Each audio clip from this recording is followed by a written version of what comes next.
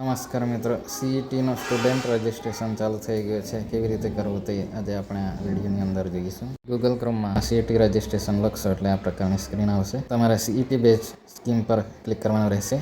આ પ્રકારની blue screen આવશે. સ્ટુડન્ટ રજિસ્ટ્રેશન લખેલ છે તેના પર ક્લિક કરવું. એટલે સર્વપ્રથમ પ્રિન્સિપલ લોગિન કરવાનું રહેશે. અહીં તમારે પ્રિન્સિપાલનો ટીચર કોડ એડ કરવાનો રહેશે. નીચે મોબાઈલ નંબર લખેલો છે તેમાં પ્રિન્સિપાલનો મોબાઈલ નંબર દાખલ કરી લેવો. હવે અહીં મોબાઈલ નંબરની બાજુમાં બ્લુ કલરમાં એરો દેખાય છે તેના પર ક્લિક કરશો એટલે પ્રિન્સિપાલના મોબાઈલ પર વેરિફિકેશન ઓટીપી જશે. તેને અહીં વેરિફિકેશન ઓટીપીના ખાનામાં દાખલ કરી લેવો.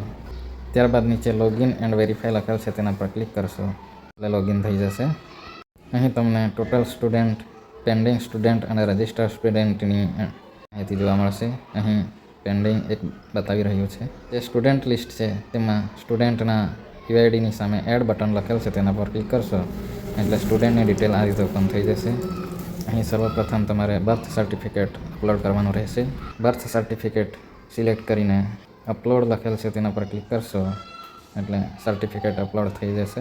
જો વિદ્યાર્થી અનામત કેટેગરીમાંથી આવતો હોય તો અહીં જાતિનું પ્રમાણપત્ર અપલોડ કરવાનું રહેશે. ફરીથી જાતિનું પ્રમાણપત્ર સિલેક્ટ કરી અપલોડ બટન ક્લિક કરશો એટલે જાતિ પ્રમાણપત્ર અપલોડ થઈ જશે. આ દરેક પ્રમાણપત્ર તમે જેપીજી પીડીએફ ફોર્મેટમાં અપલોડ કરી શકો છો. એની સાઇઝ 5 MBથી વધારે હોવી જોઈએ નહીં. સ્ટુડન્ટની એજ્યુકેશન ડિટેલ્સ પણ આપેલી હશે. નીચે રેસિડેન્શિયલ ડિટેલમાં રહેઠાણનો પુરાવો ફોલ્ડરમાંથી પસંદ કરી લેવો. જો તમારી પાસે નમૂનો ન હોય તો અહીં નીચે જોઈ શકો છો. રહેઠાણના પુરાવા માટેના પ્રમાણપત્રનો નમૂનો અહીં ક્લિક કરશો એટલે આ પ્રકારનું પ્રમાણપત્ર આવશે. એની પ્રિન્ટ કાઢી ડિટેલ્સ ભરી સહી સિક્કા કરી લેવા. ત્યારબાદ એને અપલોડ કરી દેવું. આટલું થઈ ગયા બાદ નીચે સ્ક્રોલ ડાઉન કરશો એટલે અરજીકર્તા માટે ઉપલબ્ધ સ્કોલરશિપ યોજનાઓ હશે તેના પર ક્લિક કરીને તમે યોજનાઓ જોઈ શકો છો. કોન્ટેક્ટ્સ એન્ડ પાસવર્ડ ડિટેલમાં તમારે સર્વપ્રથમ પેરેન્ટ્સ મોબાઈલ નંબરના ખાનામાં વાલીનો મોબાઈલ નંબર દાખલ કરી લેવો. ત્યારબાદ સેન્ડ ઓટીપી બટન પર ક્લિક કરવાનું રહેશે. વાલીના મોબાઈલમાં જે ઓટીપી આવ્યો હશે તે ઓટીપીના ખાનામાં દાખલ કરી લેવો. હવે અહીં બાજુમાં વેરીફાઈ લખેલ છે તેના પર ક્લિક કરશો એટલે ઓટીપી વેરીફાઈ થઈ જશે. ત્યારબાદ નીચે બે ખાના આપેલ છે, સેટ પાસવર્ડ અને કન્ફર્મ પાસવર્ડ.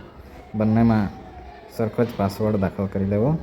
અહીં તમારે એક કેપિટલ, ત્યારબાદ સ્મોલ, સ્પેશિયલ કેરેક્ટર અને ન્યુમેરિક એવી રીતે પાસવર્ડ બનાવવાનો રહેશે.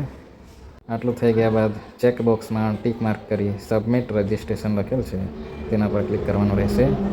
એટલે હોમ સ્ક્રીન પર તમે જોઈ શકશો ટોટલ સ્ટુડન્ટ 1, પેન્ડિંગમાં 0 બતાવે છે અને રજિસ્ટર્ડ સ્ટુડન્ટમાં 1 લખેલું આવી ગયું છે.